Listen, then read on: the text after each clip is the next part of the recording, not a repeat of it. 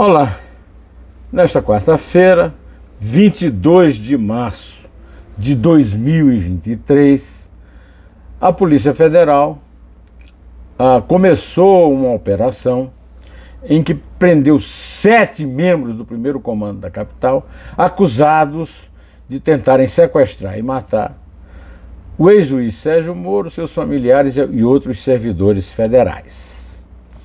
Isso tem a ver também com o fato de que, numa entrevista ao portal de esquerda Brasil 247, o inimigo maior de Sérgio Moro, o presidente Luiz Inácio Lula da Silva, relembrou um período que ficou preso na Polícia Federal em Curitiba, por ordem do juiz Sérgio Moro,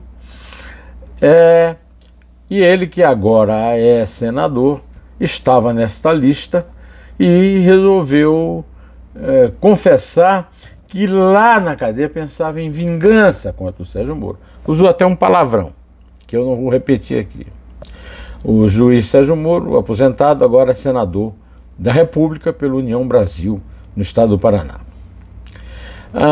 Na entrevista, o Lula contou assim, em tom confidencial, né? De vez em quando ia um procurador de sábado, no fim de semana, para visitar, ver se estava tudo bem. Entravam 3 ou 4 procuradores e perguntavam: "Tá tudo bem?" E aí eu dizia: não está tudo bem, só vai estar bem quando eu... Aí usou um verbo que eu não posso usar aqui, esse Moro.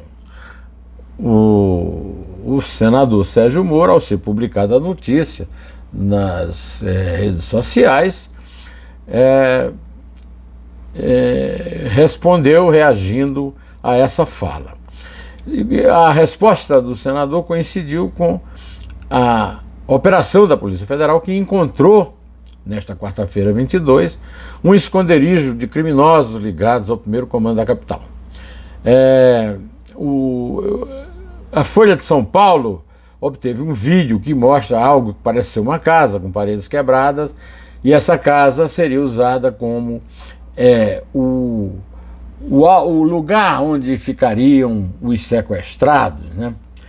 O Moro, a família e outros servidores, né? Moro respondeu pelo Twitter, e eu faço questão de reproduzir o que o senador pela União Brasil do Paraná escreveu a respeito, né?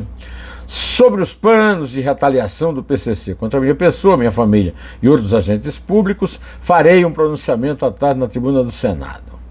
Por ora, agradeço à Polícia Federal, à Polícia Militar do Paraná, Polícias Legislativas do Senado e da Câmara, Polícia Militar de São Paulo, Ministério Público Estadual de São Paulo e a Polícia Militar do Paraná, já falei. E a seus dirigentes pelo apoio e pelo trabalho realizado. Essa operação, batizada de sequestro, como eu disse no começo desse vídeo, ela resultou em 7 prisões. E foi descoberto realmente que havia até o esconderijo para guardar os sequestrados, né? Que, como ministro da Justiça e da Segurança Pública no desgoverno Jair Bolsonaro, Sérgio Moro transferiu vários chefes do PCC, entre eles Marcos Williams Erbas Camacho, Marcola, para o Sistema Penitenciário Federal. Ele foi transferido, ele estava no Sistema Estadual de São Paulo, onde de lá mandava, né, e desmandava na quadrilha, né, e depois foi para uma unidade federal em Brasília, depois para Rondônia e, por fim, retornou à capital federal, onde se encontra no momento. Além dele, outros 21 integrantes da cúpula da facção foram transportados naquele momento no avião das Forças Armadas, a partir do aeroporto da cidade próxima, lá do presídio paulista, do Presidente Prudente, para a transferência.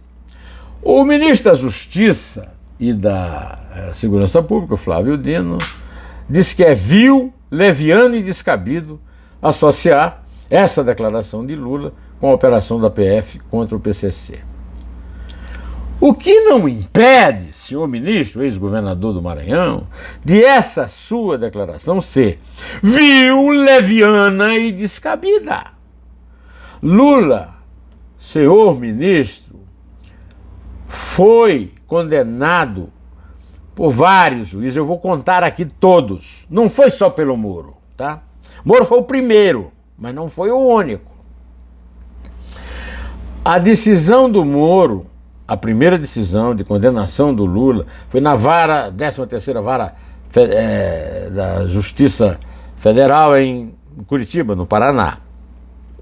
Essa decisão foi mantida unanimemente, 3-0, pela 8ª turma do Tribunal Regional Federal de Porto Alegre, no estado vizinho, não é vizinho, porque tem Santa Catarina lá entre, no mesmo estado sulino do Rio Grande do Sul. Olha, votaram, vamos lá, Moro 1, 2, Thompson Flores, presidente da 8ª turma, Pedro Gebran Neto, relator, Leandro Paulsen, ou seja, 4.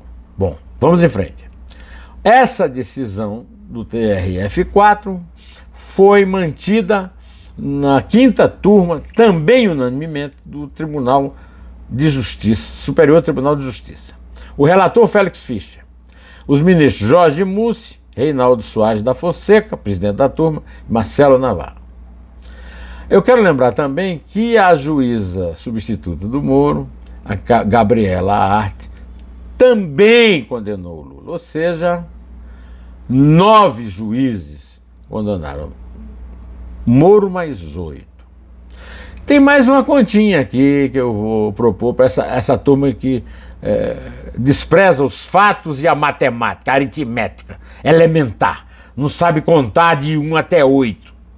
Vamos em frente. Houve uma surra de 8-3 no julgamento de um habeas corpus pedido pelo advogado do Lula ao Supremo Tribunal Federal. Edson Fachin, Carmen Lúcia, Celso de Mello, Luiz Fux, Rosa Weber, Alexandre de Moraes, Luiz Roberto Barroso. Aliás, 7-4. Contei errado. De qualquer maneira, meus amigos, eu quero deixar claro para vocês que o doutor Zanin devia ser avisado dessa contagem que eu fiz aqui. Não vou nem somar, né, os 7 do Supremo na conta, porque depois nós sabemos, eu vou ser chamado de parcial, porque depois nós sabemos a decisão do Supremo Tribunal Federal, que não inocentou o Lula, apesar do que ele vive dizendo por aí.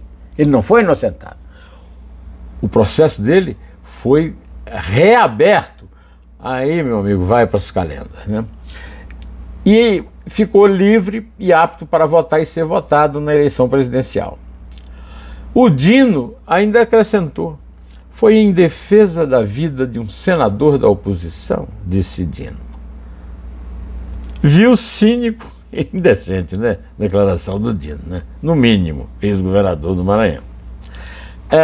Meus amigos, aliás, para concluir o assunto Lula aqui na abertura, ele esteve na manhã desta quarta-feira, 22, na inauguração do Parque Eólico Chafariz, na cidade de Santa Luzia, no sertão da Paraíba, no Sabugi, Santa Luzia do Sabugi, a cerca de 300 quilômetros da capital, João Pessoa.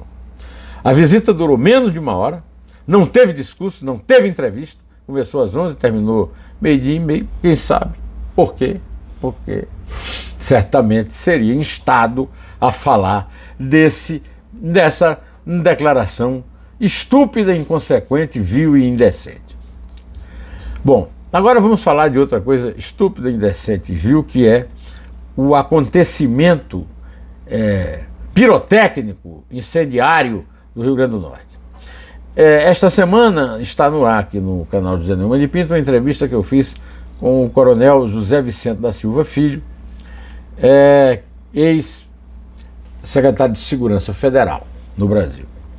Na entrevista, ele falou sobre o caso de Natal e hoje cedo, quando eu acordei, encontrei um e-mail dele completando o que ele me falou com uma informação importante.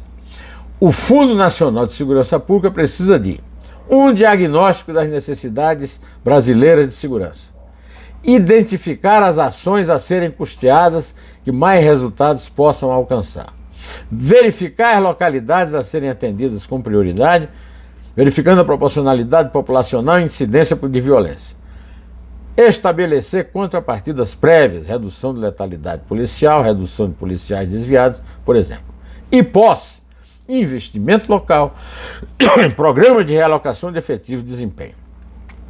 Pagar por instalações como regimento de cavalaria ou burocracia de polícia civil é gastar sem critério e gastar mal. Falar nisso o Lula é craque, ele e o Flávio Dino. Ele pegou o Flávio Dino, botou 100 milhões, um cheque de 100 milhões no bolso e mandou e resolveu o problema do Rio Grande do Norte. 100 milhões de reais! Ele está brincando, né? Ele está brincando com a vida dos potiguares. Isso é diante da necessidade que o Estado tem de acabar com a violência que continua pelo seu 9º dia, isso é esmola de igreja, de porta de igreja. Bom, vamos falar ainda do PT, do Lula, porque a pretensão do Lula é nomear o seu advogado particular, Luiz Zanin, para o lugar do seu amigo de família, Ricardo Lewandowski, que se aposenta no meio do ano no Supremo Tribunal Federal. Na verdade é uma farsa a história de que o Zanin é advogado do Lula. O verdadeiro advogado do Lula é Roberto Teixeira, sogro do Lula, sogro do Zanin. A filha do Roberto Teixeira é casada com o Zanin. Mas o Roberto Teixeira tem ficha suja e o noticiário não esqueceria isso. Ele esteve envolvido, ao menos, nos escândalos de corrupção das administrações petistas em Campinas, à época Jacob Ittar, e em São José dos Campos, Ângela Guadagnino, aquela que dançou, né, com seu barrigão e tal, dançou no plenário da Câmara, comemorando uma vitória do PT. Esses escândalos de corrupção foram denunciados por Paulo de Tarso Venceslau numa histórica entrevista do Jornal da Tarde, que não existe mais, mas seria relembrado. O Zanin, pelo menos nesse ponto aí, tem ficha limpa. Então, por isso é que o escolhido foi o genro e não o sogro, né? Mas o advogado do Lula é o sogro. Quem manda lá na advocacia do Lula é o sogro. O Zanin ainda usava calça curta, quando o Roberto Teixeira já era advogado do Lula. Antes de terminar, eu quero falar também para vocês do Dois Dedos de Prosa que eu pus no ar no domingo. É com o jornalista, autor de uma ótima biografia do Plínio Marcos, e ator de teatro Oswaldo Mendes. Ele está no palco do Teatro do Museu de Arte de São Paulo, na montagem de O Dilema do Médico, de Bernard Shaw. Mas eu queria destacar aqui que ele fala de outra atividade dele. Ele, o Eduardo Tolentino, o Marco Antônio Rodrigues, o Sérgio Roveri, criaram um chamado Ribalta Podcast, que abre falando, o primeiro programa, o segundo e o terceiro também farão isso, falando exatamente do quem falamos aqui, o genial autor de Dois Perdidos numa Noite Suja e ator de Beto Rockefeller, a novela da TV Tupi. Plínio Marcos, santista, gênio do teatro brasileiro. Olha, é com as bênçãos do Plínio Marcos que eu me despeço de você, direto ao assunto. Em té!